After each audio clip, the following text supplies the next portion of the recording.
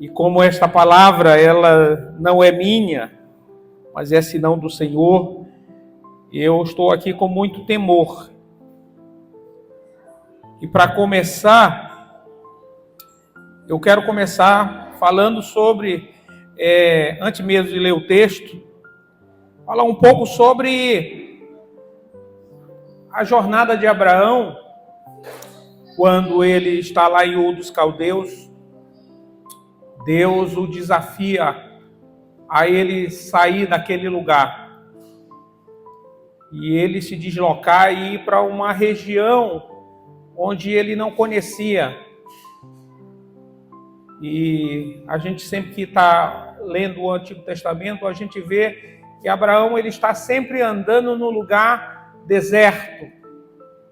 Se no lugar onde ele estava já era um lugar muito difícil, para onde ele foi muito mais desafiador. Por quê? Mas isso não era problema para Abraão, nem um problema o deserto.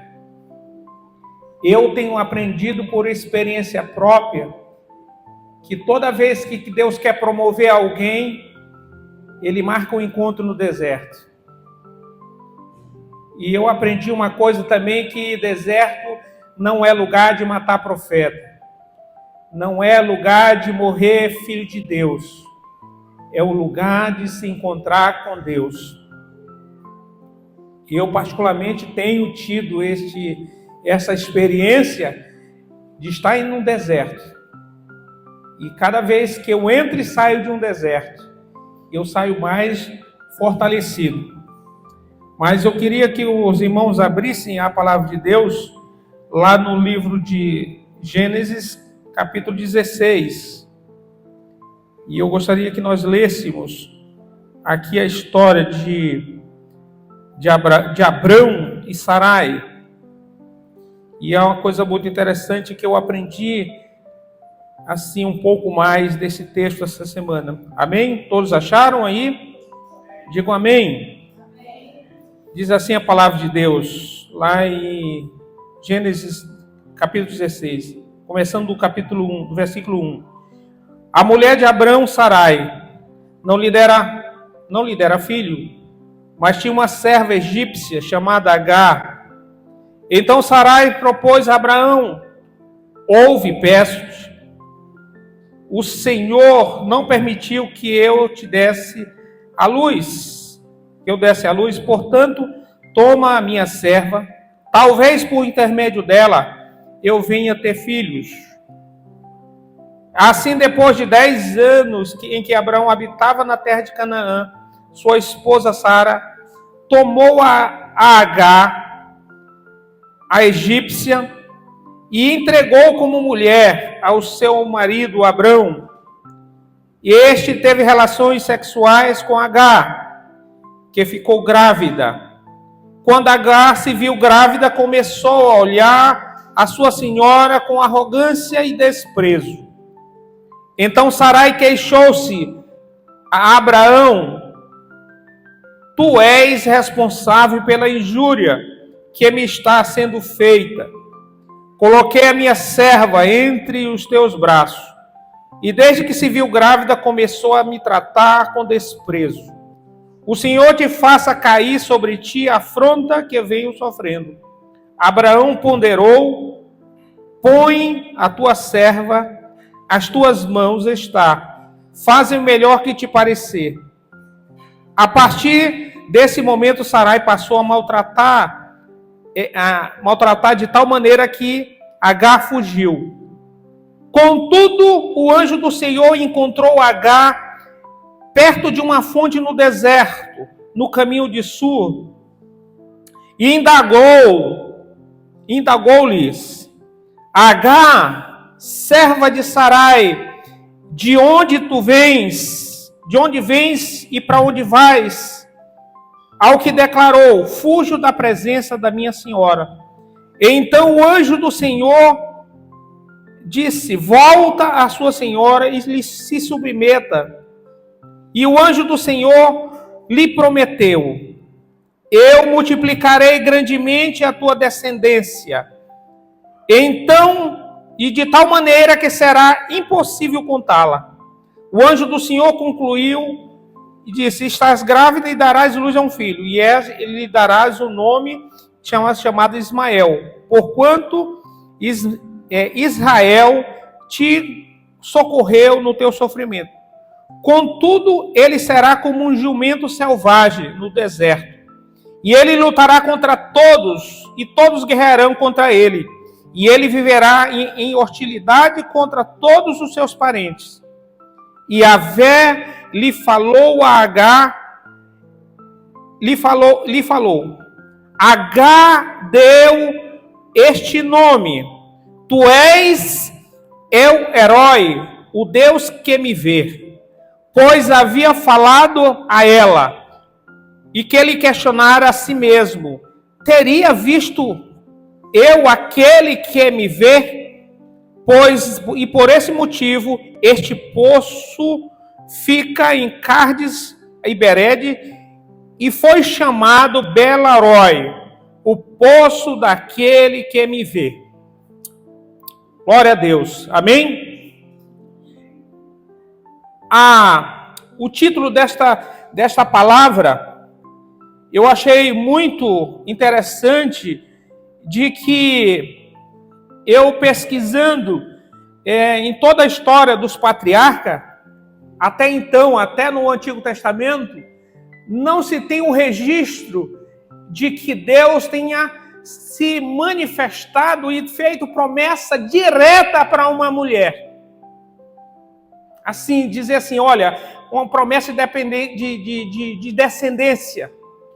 Ele sempre promete e faz promessa para um patriarca. Ele faz promessa para Abraão, ele faz promessa para Isaac e ele faz promessa para Jacó. Mas para a mulher não. Dentro da história hebreia.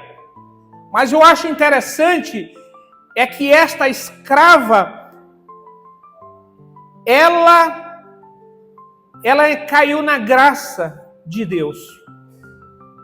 Ela caiu na graça de Deus. Ela sendo uma egípcia, ela não é o da descendência hebreia. Ela é o quê? Uma egípcia. E acima de tudo, pior de tudo, era uma escrava. Ela não tinha o menor direito nenhum. E eu trazendo para os nossos dias, talvez enquanto eu estava estudando esse texto, e eu estava trazendo para o nosso tempo. Nós temos, às vezes, filhos jovens, e tudo que sonhamos para os nossos filhos é que eles cresçam, né? E de que eles estudem, e de que eles se tornem uma nação, né? E que tenha descendência, né? De que sejam bem-sucedidos o tempo todo. Mas essa mulher, eu tive, assim, fazendo uma pesquisa, dá a entender que Abraão, ele compra essa escrava quando ele vai lá para o Egito, naquela época quando ele está fugindo da fome na região onde ele morava, e quando ele volta novamente, ele traz uma serva, uma escrava de Sara. Mas veja bem, este homem não é um homem tolo. É o patriarca que tem as promessas de uma descendência. De que Deus promete uma descendência como a areia do mar, como a areia da praia, como estrelas do céu. E ele se vê nesse dilema, nesta guerra dentro de si, pelo fato de ter aquela obrigação de, como patriarca, ele ter um herdeiro. Porque para um homem judeu, para um homem hebreu, descendência é mais do que riqueza. E Deus tem feito nesse tempo, fez Abraão, em todos os textos que a gente lê, desde do capítulo 12 até chegar ao capítulo 15 e 21 de Gênesis, diz que Abraão era riquíssimo, um homem poderoso, um homem respeitado um homem temido pelos seus inimigos e por todos os reis por onde ele passava. Um homem era muito poderoso. E aí, de repente, tem uma escrava. Pensa qual é o valor de uma escrava. Nenhum valor. Diante dele, de um homem poderoso, um homem riquíssimo, era simplesmente uma serva ali. Mas é esta mulher que, eu posso dizer assim, tem coisas que são espantosas, que às vezes, Deus, ele intervém numa vida. E essa mulher, ela vem para o meio da vida da família de Abraão. Ela está ali como uma escrava. E de repente, Sara tem uma ideia. Já que eu ainda não concebi, né? Alguns dizem que aqui foi o primeiro momento onde se teve essa ideia de um bebê de proveta, né? Que chamavam antigamente um bebê de barriga de aluguel. Só que essa escrava, ela não ia receber nada. Ela não tinha essa opção, como hoje, às vezes tem muitas discussões da mulher, ela ter esse direito sobre o seu corpo. Esse direito, se ela vai ter ou não ter, se ela vai abortar ou se ela não vai abortar. Ela não tinha nenhum direito disso. Ela não podia nem sequer optar por isso. Ela só tinha uma coisa a fazer, o quê? Obedecer a sua senhora. Talvez essa moça, quando estava no Egito, como muitas das nossas moças aqui, sonham um dia eu vou me casar. Eu vou encontrar um rapaz, eu vou me casar, eu vou ter os meus filhos e eu vou ter uma grande descendência. Mas não foi assim. Um dia ela acorda e alguém diz assim, como às vezes no nosso tempo: ei, acorda para a vida. Percebe o lugar onde tu estás. Percebe de onde é que tu veio. Quem é a tua família? É uma família pobre. É analfabeta. Não sabe nada, não conhece nada, te enxerga. Se é alguma coisa, olha, não tem sentido. Mas às vezes, quando Deus tem um propósito na vida de alguém, Ele até permite de que você seja vendido como escravo, né? E você vá para um lugar muito distante. Você vai ser escravo de alguém poderoso, de como José, que foi escravo no Egito. Mas eu acho uma coisa que me chamou muita atenção nesta mulher, é que no primeiro momento desse capítulo 16, quando ela vai para o deserto, ela lá no versículo 7, diz que o anjo do Senhor, e esse anjo aqui é em letra maiúscula, isso quer dizer que foi o próprio Deus que se encontrou com ela. Imagine uma escrava receber uma visita do próprio Deus no deserto. E ele não alisa ela. Ele diz assim: Agar, serva de Sarai. Talvez em outra expressão, Agar, escrava de Sarai. De onde tu vens e para onde tu vais? Isto aqui é uma pergunta que talvez, se Deus perguntasse para nós talvez saberíamos de onde nós víamos. Na nossa mentalidade humana, talvez a gente pudesse dizer assim, como a gente sempre ouve das pessoas: eu venho lá da periferia de São Luís, lá, né? Lá onde o Judas perdeu as botas. Lá em Lodebar. Eu vim de lá. Ninguém conhece lá. Ninguém vai lá de onde eu vim. Ninguém nem foi lá. Eu não sei por que eu estou aqui nesse lugar. Eu fui trazida para cá. Agora, para onde é que tu vais? Imagine uma mulher que é escrava, que está grávida, e ela vai para um deserto. O deserto, eu acho que, humanamente falando, é o pior lugar para se estar, porque se for falar em termos de clima, a noite é acima de 50, 60 graus de calor. E a noite vai abaixo de 0 de frio, sem contar os perigos de quem está no deserto. Eu digo assim que estar na total e completa desespero para você fugir para ir para o deserto. Nenhuma pessoa em sã consciência foge para ir para o deserto. A gente sempre que está vendo reportagem sabe que você não anda em muito lugar sem que você encontre uma fonte. E essa mulher diz que ela encontra ali um lugar no deserto. E Deus vai lá e diz para ela: olha, volta lá para a tua senhora, te submete a ela, porque eu multiplicarei grandemente a tua descendência, de tal maneira que será impossível contá-la. E este concluiu: está grávida de um filho e dará à luz, e o seu nome será Ismael. Eu vou ler aqui na Bíblia, porque eu fiz aqui, eu coloquei, mas eu queria ler especificamente o versículo 12, os versículo 13. E ele diz que quando ele faz essas promessas para ela é ousada.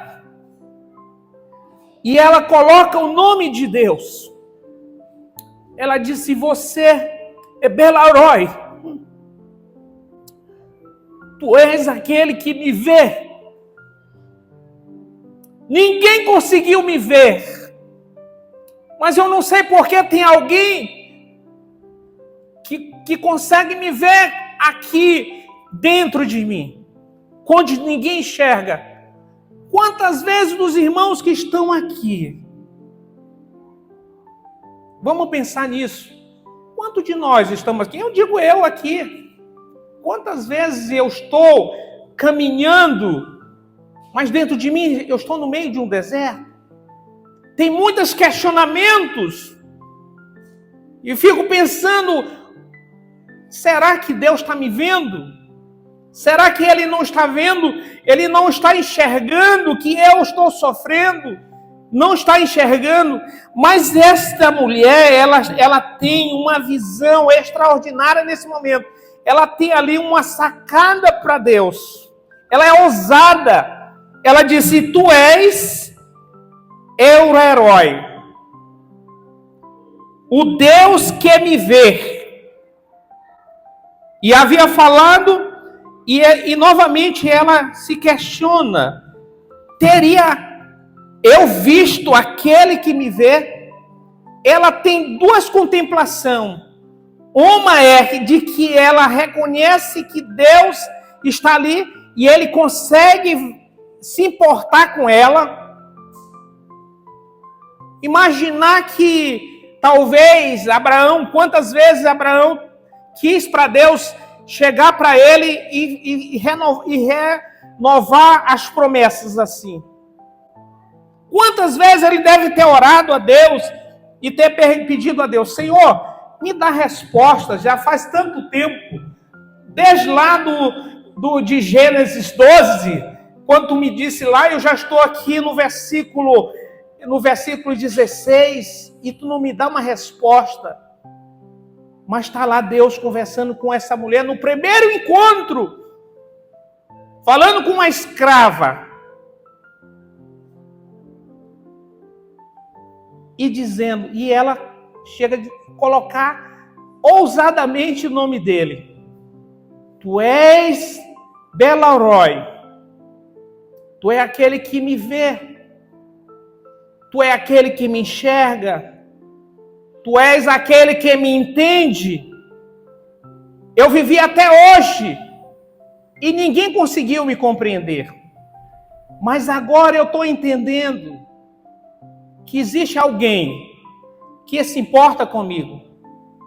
Talvez vocês estejam com questionamento dentro do vosso coração e do vosso pensamento agora. Hoje mesmo, porque hoje mesmo eu fiz muitas perguntas para Deus. Digo, Senhor, tu falaste com uma escrava. Eu sou teu filho. Essa mulher não era ainda filha. Ela não era filha, era uma escrava. A promessa era para o filho, que era o filho de Abraão, descendente. Mas ele nem sequer havia nascido. Havia somente uma promessa no coração de Abraão. Mas muitas das vezes, Abraão fracassou, porque até mesmo nisso ele duvidou. Quando ele aceitou a proposta da sua esposa, para ele se deitar com uma escrava. Mas Deus, ele tem os seus planos. Ele tem a forma de mudar. Eu sei que é uma forma muito dolorosa de ele envolver uma pessoa numa história, mas de que ele vai mudar a história daquela pessoa. Né? É tanto que quando ele questiona, Abraão vai falar com ele, Senhor, olha, eu tive aqui me envolvi, e minha mulher está me pressionando, porque eu tive essa relação com essa mulher, foi ela. E ele chega para Abraão, olha Abraão, ouve tua mulher. Faz o que ela está te mandando, o que ela está te pedindo. Né? Lá no no capítulo 21, ele começa isso. Mas aqui ela diz que ela decidiu retornar. Mas essa mulher, eu acho maravilhoso o que ela faz. Ela toma esta palavra do Belaroi, esse Deus que viu ela, e de que ela contemplou a face dele. E ela retorna à casa da sua senhora. Vamos migrar lá para o capítulo 21, né? Capítulo 21 de Gênesis. Vamos lá, migrar para lá.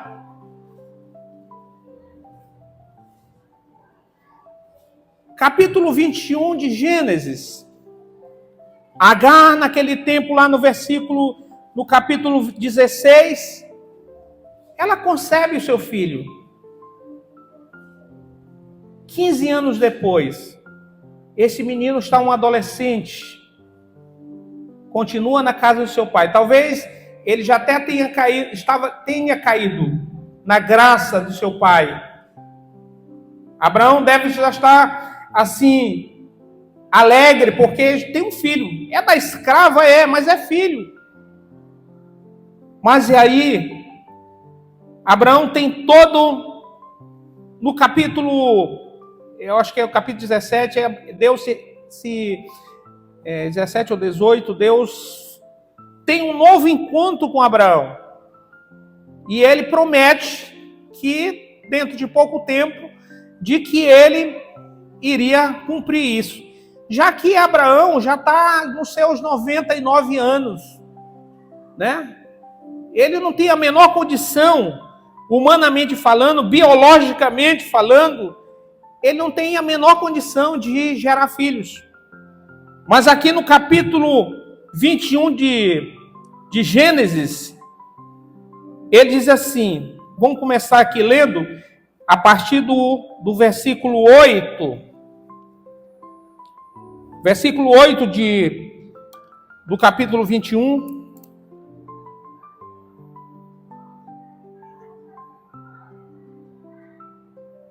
E o menino, que no caso é Isaque, foi desmamado. E no dia em que Isaque foi desmamado, Abraão deu uma grande festa.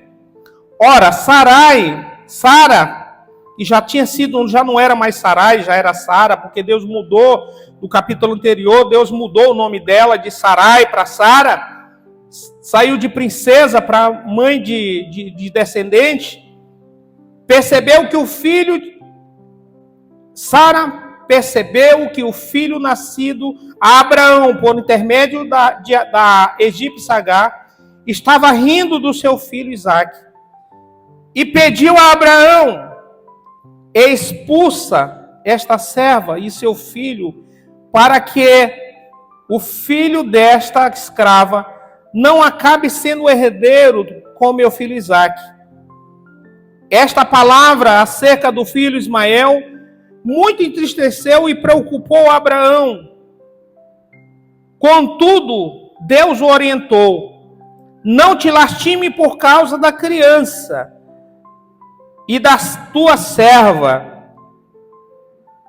Tudo o que Sara te pedir, concede, porquanto por Isaque é que é a tua descendência, e será considerada perpetuamente. Mas o filho da serva farei também uma grande nação, porquanto ele também é da tua raça.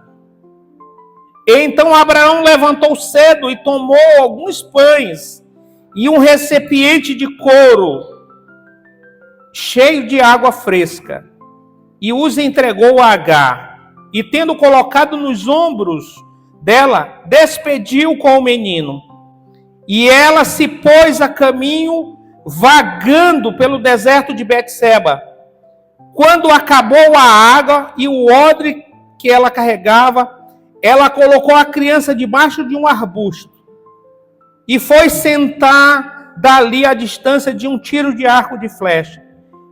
E lastimava consigo mesma: eu não suporto ver morrer o meu menino. Enquanto ela se lastimava, a criança começou a chorar muito forte, muito mais forte. Deus ouviu os gritos do menino, e lá do céu, a voz de Deus chamou Agar e a encorajou. Agar! Eu acho interessante que nesse texto, nesse segundo momento, quando Deus se encontra com ela, ele não mais diz assim: Agar, serva, escrava de Sarai. Ele só fala Agar. Porque aqui Deus já tinha decidido dar a alforria dela. De forma cruel e de forma muito estranha, um patriarca que tinha o dever de proteger o seu filho. Às vezes, quantos filhos, filhos bastardos, né, entre aspas, que não existe para mim, hoje todo e qualquer filho é legítimo. Né? Pela lei, hoje todo filho é legítimo, não importa se nasceu dentro do casamento ou não dentro do casamento, são legítimos. Filho é filho, pode ter ex-mulher, ex-marido, mas filho é filho. Mas Deus, eu acho coisa interessante que nessa segunda coisa aqui, ele não fala mais, não chama mais Agar, serva de Sara. Ele só diz assim: Agar, e a encorajou: por que te afliges? Não temas, porque Deus ouviu o clamor do menino. Lá onde tu deixaste, erga, levanta-te o menino, segura-o pela mão, porque eu farei dele um grande povo. E Agar abriu os olhos e ela pôde enxergar uma fonte de boas águas. Correu até lá, encheu o odre e deu a beber a Ismael. E aqui, daqui em diante, ele diz que o menino cresceu e habitou no deserto, se tornou um flecheiro. Ele viveu no deserto de Parã, e sua mãe conseguiu uma esposa na terra do Egito. Olha, meus irmãos,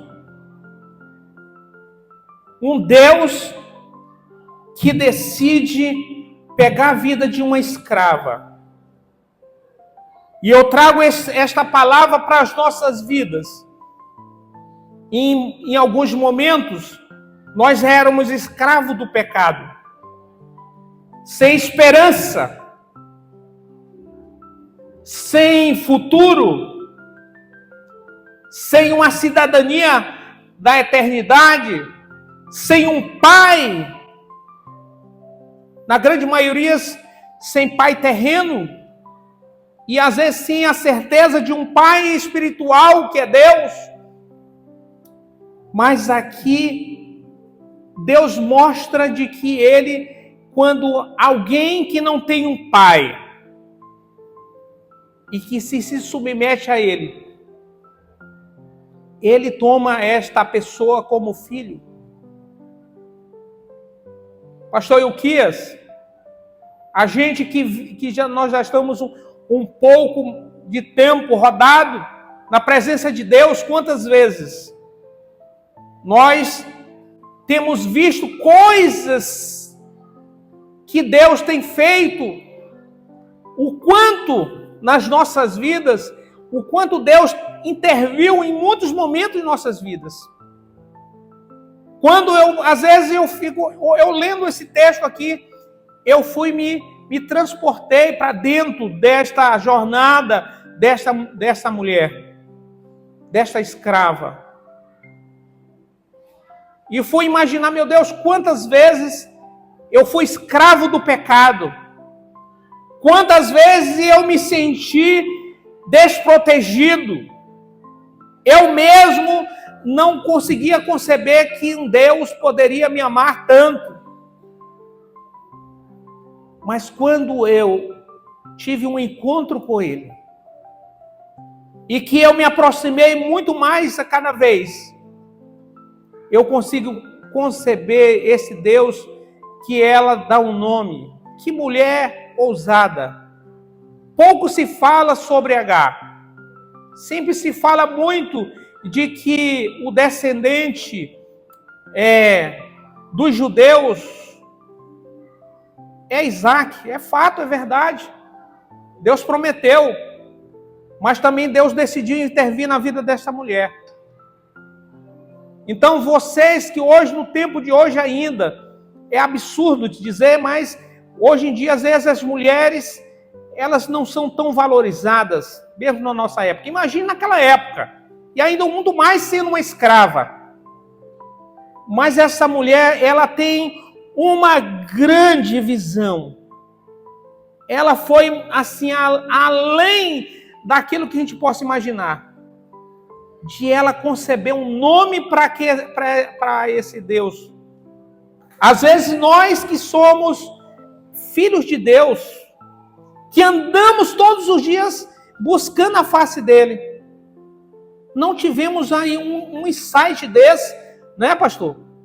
Não tivemos essa coisa assim, ela diz assim, olha, ela tem essa percepção, este Deus é um Deus pessoal.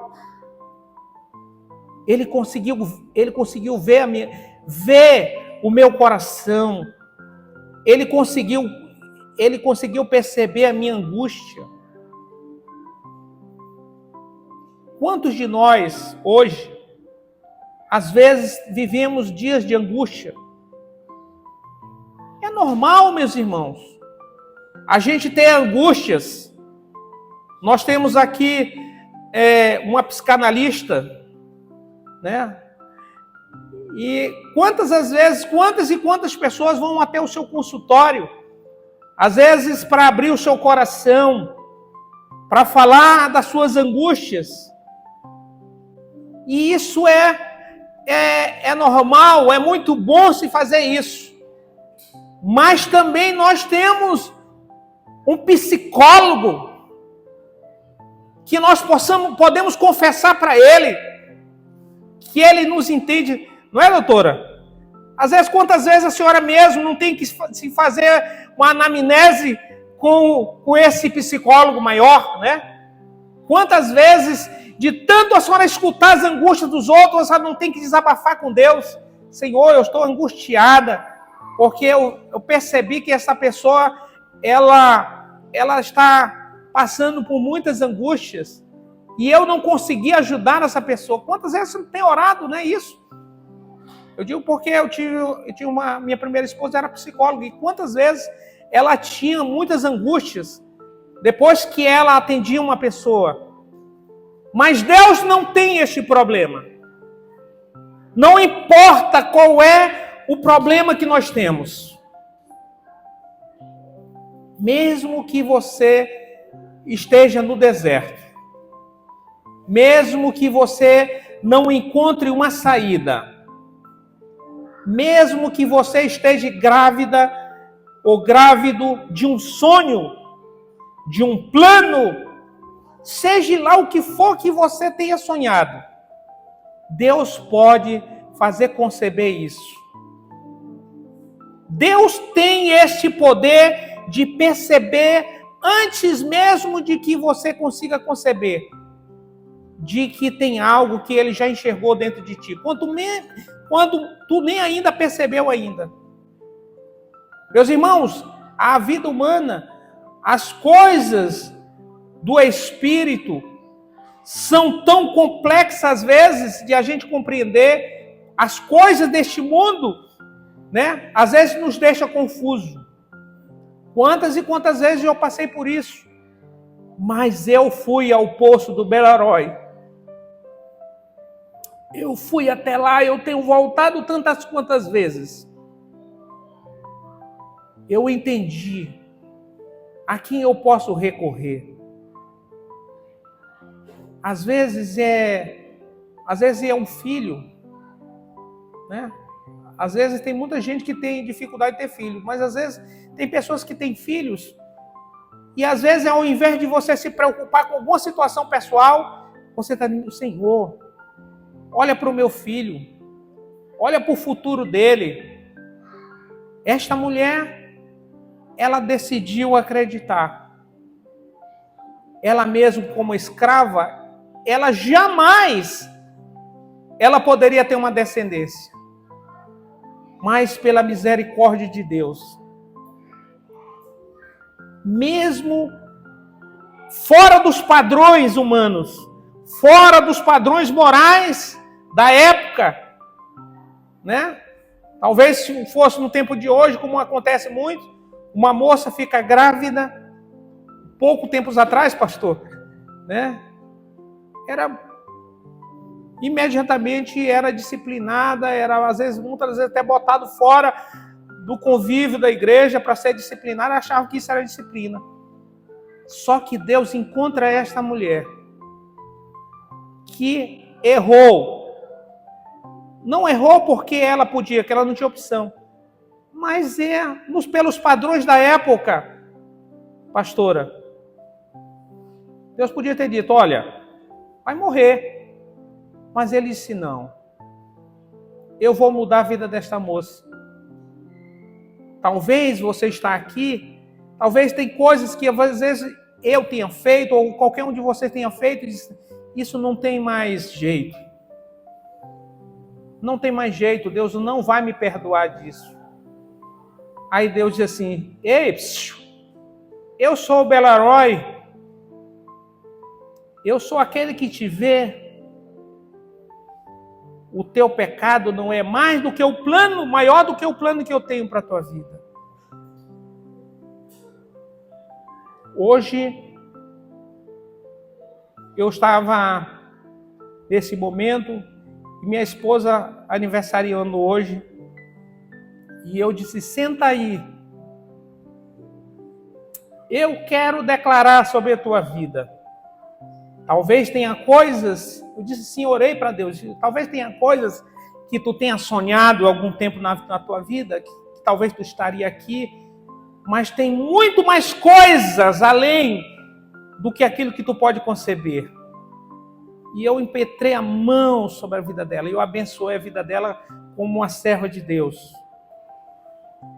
E eu sei que Deus vai levar muito além daquilo que ela imagina. Não porque ela é esposa do pastor, mas porque ela é uma filha amada do Senhor.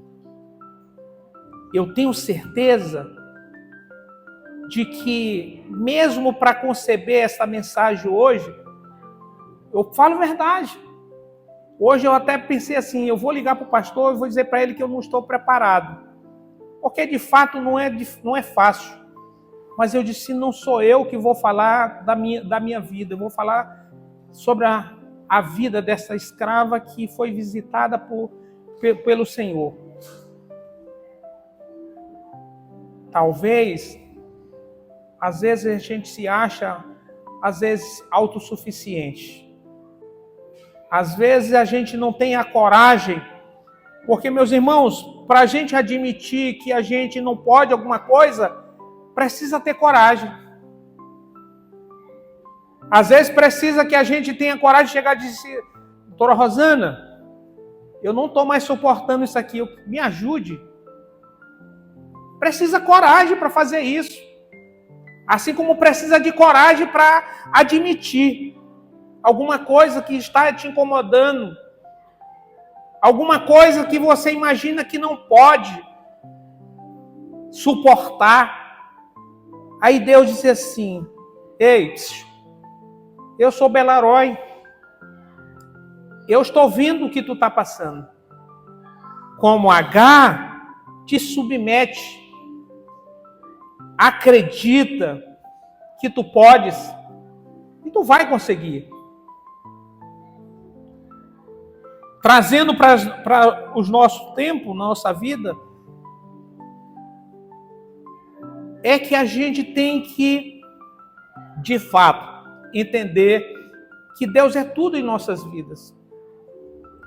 Pastor, essa semana nós estávamos orando e ele disse que uma coisa que ele tem desejado muito é que nós busquemos o Espírito Santo. Eu acho que não existe ninguém mais poderoso, maravilhoso do que o Espírito Santo para nos ajudar nas nossas fraquezas. Às vezes são várias e várias situações na vida de questionamento que nós fazemos. Posso lhe dizer uma coisa. Teve muita coisa nos últimos 3 anos da minha vida que eu pensei em desistir. Pensei muito. Não, senhor, eu vou jogar a toalha. Está muito pesado. Está insuportável. Mas de repente eu senti a mão do Senhor. Sei, eu estou aqui. Aguenta um pouco mais. Meus irmãos, olha, é um ledo engano imaginar que quando você anda com Deus, você não tenha problemas. A situação difícil não é o fato de você não ter problemas. Você sabe qual é o pior de tudo? É quando você admite que tem problemas e que você não acredita que Deus está com você. É o mais difícil. É o mais difícil que possa. Eu acho que qualquer pessoa, por mais difícil que seja, por mais inadmissível que possa se imaginar, de que a gente não possa suportar, quando Deus está no negócio, quando Ele está presente, tudo é possível. E eu consigo também trazer para o Novo Testamento. Deus, Ele é um Deus surpreendente. Quando Jesus, Ele vem ali, está no tempo dele, existe uma mulher, que é aquela mulher do poço de Jacó. Como esta aqui também. Esta aqui reconhece, ela está diante de um poço. Mas ela reconhece que tem um que é fonte. Ela sabe fazer muito distinção o que é poço e o que é fonte. Ela entende que Deus é fonte e ela decide acreditar. Quando você está diante de um poço, como aqui na segunda parte do capítulo 21, que ela está desesperada, ela nem conseguia ver que ela estava do lado de um poço. Ela estava tão cega. Mas bastou um estalo de dedo. Deus disse assim: ei, tem um poço do teu lado aí. Não te desespera. E na outro sentido, tem momentos que às vezes a gente vai para dentro do poço. Não tem essa expressão de assim, fulano de tal chegou ao fundo do poço. O fundo quer dizer que já é o final. Mas só tem alguém que pode te tirar do fundo do poço. Me tirar do fundo do poço. Essa pessoa é o Belaroi. É o Deus que me vê. É o Deus que te vê. É o Deus que sabe o que é que você está pensando. Às vezes nós estamos aqui no culto. Às vezes até eu mesmo. Quantas vezes eu estou ali? E às vezes vem uma palavra contrária. Ei, não acredita no que está falando. Isso não é para ti. Mas eu decido ir para junto do poço, da fonte, e digo, não, isso é para mim. Estar com Deus é para mim.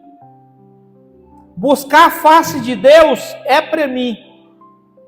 Me encontrar com Deus é para mim. Ser bem-sucedido na vida é para mim. Declarar e ver os meus filhos bem-sucedidos é sim para mim, é para os meus filhos. Meus irmãos, todos os dias, façam exercício disso.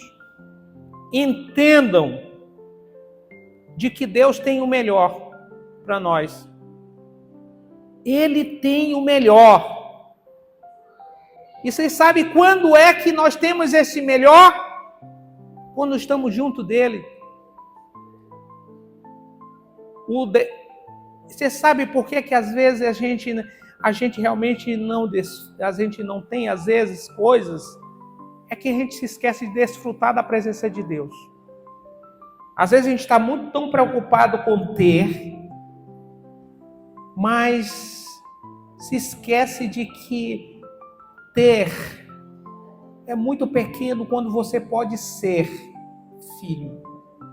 Quando você descobre que você é filho do rei, né? Não é ser filho do rei para você bater no peito, eu sou filho do rei.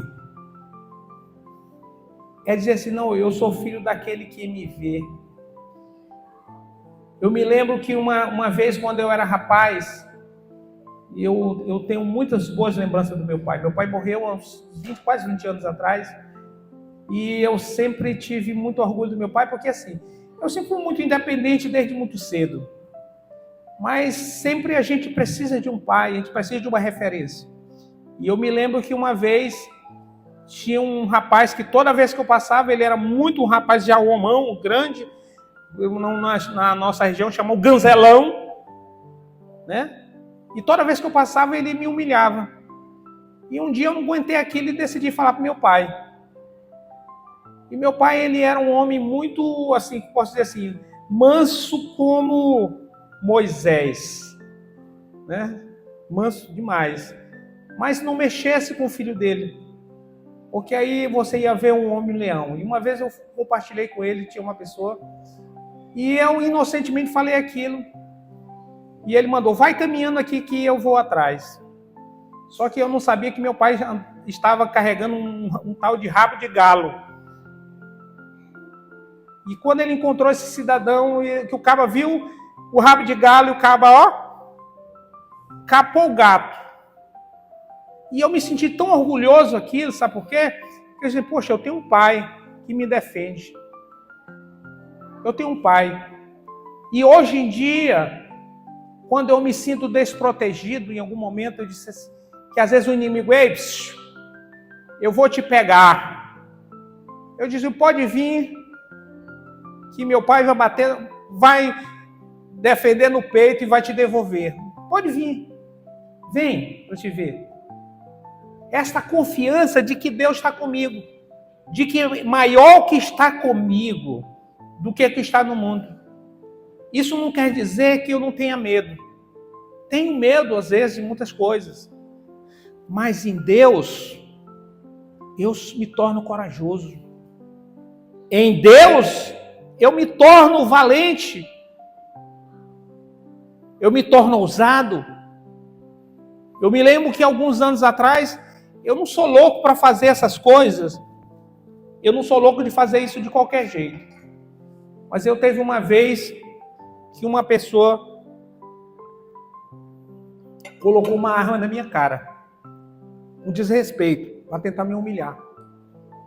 E eu olhei na cara daquele homem, muito sério, não titubeei nada. Eu disse assim: você pode atirar no meu corpo, você pode atirar e atingir o meu corpo, mas você não consegue atingir a minha alma porque eu tenho um dono.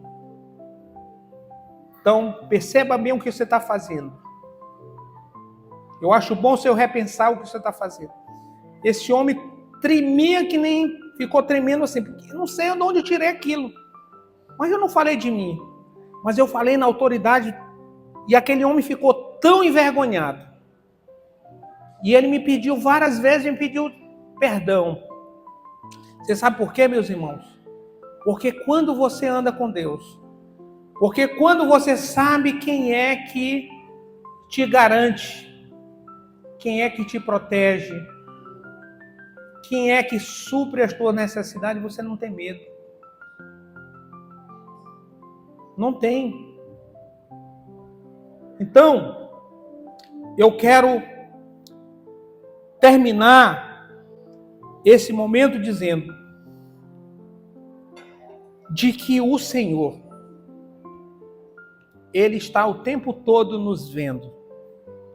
Às vezes tem muitas pessoas que às vezes têm medo de ouvir isso, dizer, poxa, Deus está me vendo, eu estou pecando. Deus não está preocupado com o teu pecado. Deus está preocupado com o teu coração. Deus não quer que nenhum dos seus filhos se perca.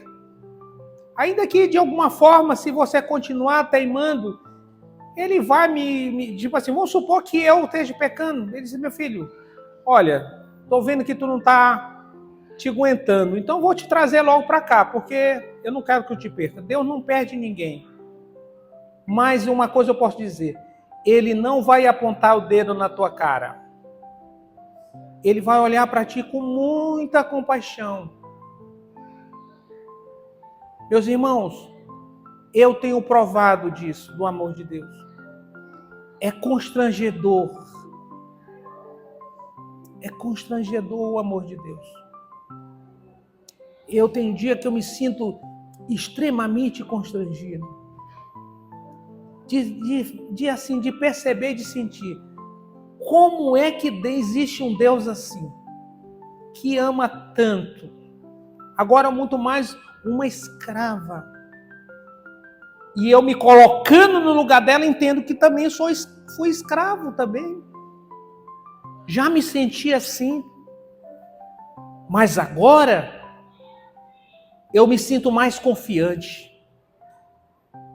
Todos os dias quando eu levanto, agora muito mais as madrugadas, que já se tornou um hábito, não é só de eu levantar porque eu preciso orar, mas porque eu sinto a necessidade de estar na presença dele. Meus irmãos, vamos criar este hábito. Vamos fazer aí um desafio. Faça um desafio para os irmãos. Fale para Deus das suas dificuldades. Abra seu coração. Abra mesmo para Ele. Diga, Senhor, olha, tem essa situação aqui que eu não consigo vencer esse mau hábito que eu tenho. Eu não consigo ultrapassar essa minha limitação. Me ajuda. Eu faço isso. E pode ter na certeza de que Ele vai estar em todo momento que você clamar. Como disse já concluindo, como disse o Jeremias 33:3, ele disse, clamas a mim, e responder-te-eis, e anunciar-te-eis coisas grandes e ocultas que tu não sabes. Eu posso lhe dizer uma coisa, eu tenho uma grande expectativa do que Deus está por fazer em nosso meio. Eu tenho uma esperança, eu tenho uma expectativa de que nós vamos ter dias que vamos entrar neste culto, que nós vamos ter horário para entrar nesse culto, mas nós não vamos ter preocupação da hora que vamos sair dele, porque a presença de Deus vai estar tão grande. Eu lhe falo isso porque eu estou clamando, todos os dias eu estou clamando por cada um de vocês. Na grande maioria, nominalmente, cada um dos irmãos eu tenho, quando eu tenho estado na presença de Deus. Às vezes, a minha mulher, eu tenho tido muita alegria de como Deus tem se revelado na vida dela. Tem horas, ela é nova na fé. E eu tenho visto o quanto ela, às vezes, tem... Eu estou falando isso para a glória de Deus. Tem horas que Deus tem derramado tanto de mim, e eu tenho derramado tanto na vida dela, e de repente, uma hora para outra, ela está transbordando em mim também. Amém? Eu agradeço a oportunidade dos irmãos de estar aqui. Não foi uma pregação, foi mais um compartilhar daquilo que eu tenho vivido na presença de Deus. Eu agradeço esse momento. E até gostaria que os irmãos pudessem levantar um pouco, para que eu pudesse orar, agradecendo ao Senhor por esse momento. Amém? Amém? Senhor, Pai querido, muito obrigado. Obrigado por esta oportunidade. Obrigado porque o Senhor permitiu de que os teus filhos estivessem aqui para ouvir aquilo que o Senhor falou no meu coração. E eu quero te pedir que, como o Senhor se revelou para aquela mulher ali que tu encontraste, já não mais uma escrava, mais uma liberta. Tu concedeu uma grande descendência para ela. Tu prometeu e tu cumpriu na vida dela. E por gerações, hoje nós vemos os filhos de Ismael. São pessoas poderosas nessa terra. Que eu sei que um dia o Senhor vai se revelar, assim como você vai se revelar para o povo judeu. Mas no nosso tempo nós já temos contemplado isso, Senhor.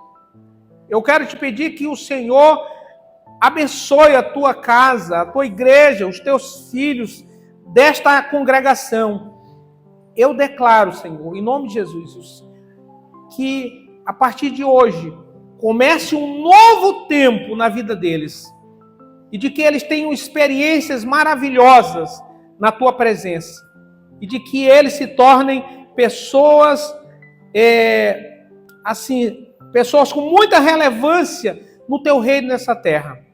Faz da vida deles um assombro entre as nações, de que a vida deles seja como um espelho da tua glória, que quando o Senhor manifestar na vida deles, rio de águas vivas possam fluir das suas vidas. Muito obrigado, Jesus. Amém.